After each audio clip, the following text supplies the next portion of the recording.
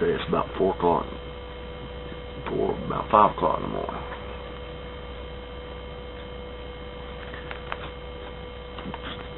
There's some major confusion being taught these days.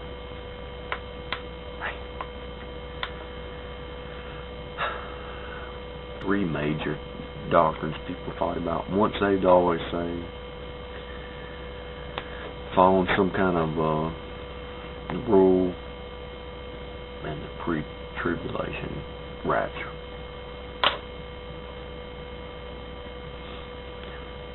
The biggest battle we have right now is a works-based religion versus being saved by faith alone. Now, if you know, the once saved, always saved can be brought down. There's 3 basic great truths that if you grasp a hold of, then all the other doctrines fall in place. Jesus is God. Israel's not the church. And your spirit man is not your flesh. If you get those down right, down pat, then you got all the other doctrines settled. Let me explain. If you understand that Israel's not the church and the flesh is not spirit, then once saved, always saved falls in place. Now, why is that?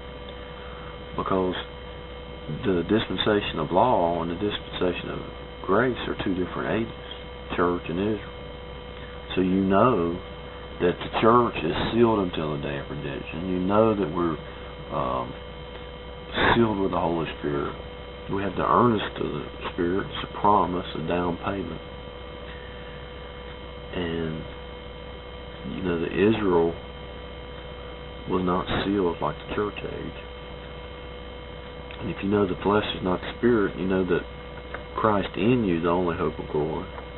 Christ in you, the hope of glory. That's your only hope, Christ in you. Colossians 1:27. So if you know that Christ alone saves, and it's Christ in you, it's nothing you do, then you're pretty much sealed. You know, and either God's a liar or you're a liar. Because Jesus said, I give unto them eternal life, they shall never perish, neither shall any pluck them out of my hand. Now this is what Jesus said. My sheep hear my voice, they know me, they follow me. I give unto them eternal life. Eternal life now. So a person who denies once saved, always saved, first of all, they don't believe in eternal life now. They believe it's something in the future. They don't believe in the flesh and the spirit being 2 different things. They think they can sanctify their flesh by being good. They don't separate Israel and the church because the Bible makes it clear that the church is sealed until the day of redemption. Ephesians 4:30, some other places talking about being sealed. What I'm getting at is this. If you can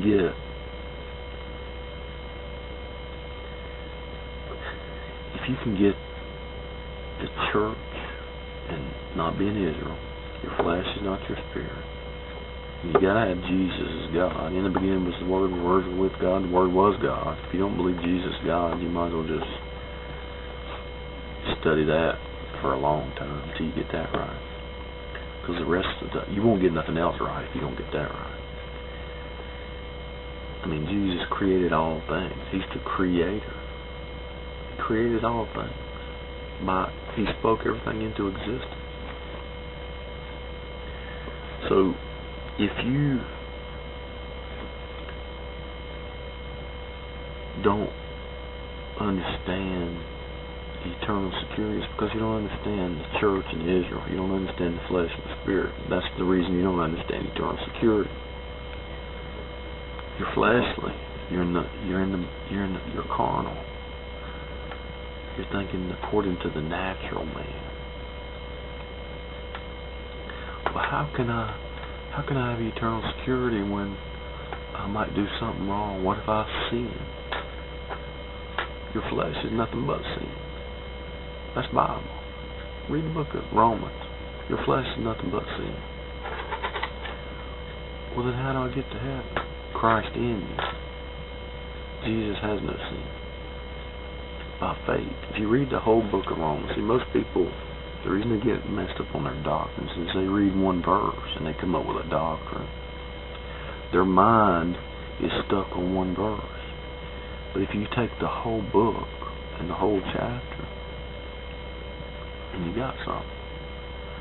But if you debate with a one verse type of person, you'll never get anywhere. All they can think about is that one verse out of context. If you say, look, the book of Romans is saying the Jews are without excuse, the Gentiles are without excuse, all have sinned, all have fallen short. There's no none righteous, no, not one.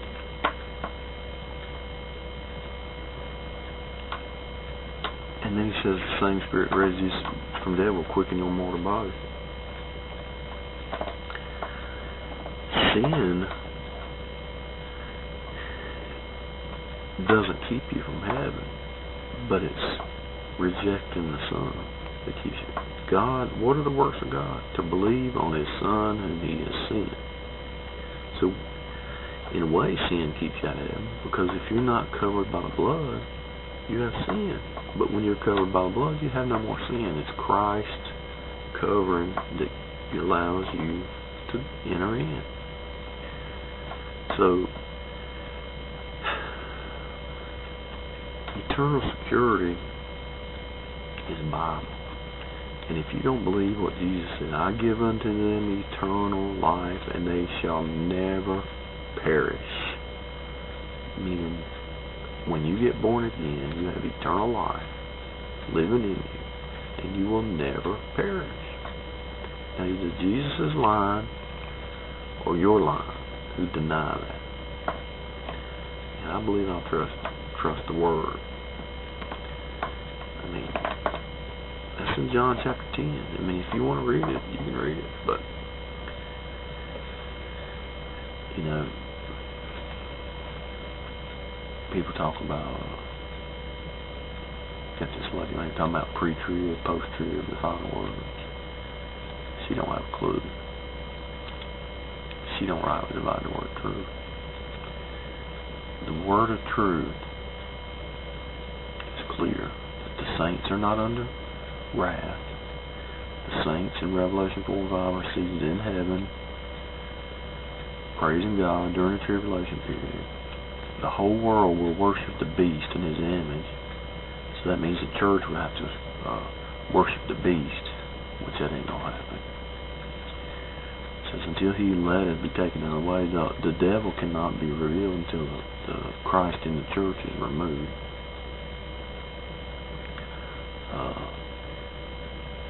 It's just too many proofs that we're not called to go through tribulation period. And if you read the Bible, I mean, if we were going to go through, as soon as the devil set himself up in the temple midway through, then we would know the hour of the second advent, the second coming. So the Bible would be a lie, because we would know when he's coming back. So it's just ridiculous to say that his church is going through the tribulation. It's just not going to happen. Well, what about Revelation? Well, not everybody in the congregation is saved. You know, just because somebody's sitting on the church pew don't mean they're born again. Let him hear what the Spirit says to the church is not. Let him that hath an ear, let him hear what the Spirit says to the churches, to the assembly, to the congregation. Get into Greek. You know, it's absolutely clear, the doctrines.